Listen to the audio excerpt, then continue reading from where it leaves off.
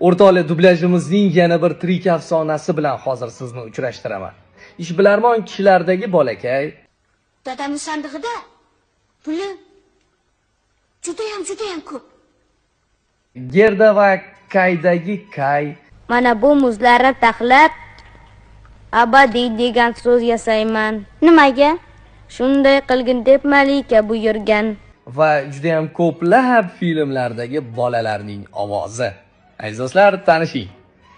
Shuhrat Shayxov. Assalomu alaykum.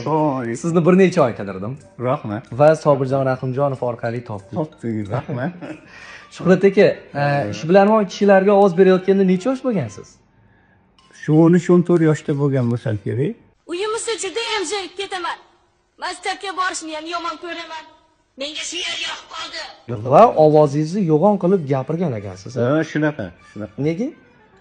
Yo'q, endi u bola mendan kattaroq bo'lganda, o'shaning uchun sal ovozingni kattaroq qilib ovoz bergin deyishgan. Haligi filmda baqiradigan joylari bor-ku, hindu bo'lib boshqa, u ham sizning ovozingiz? Yo'q, baqiradiganni o'sha kinoni o'zidan olishgan u. Men ovozim emas. Tushunarli.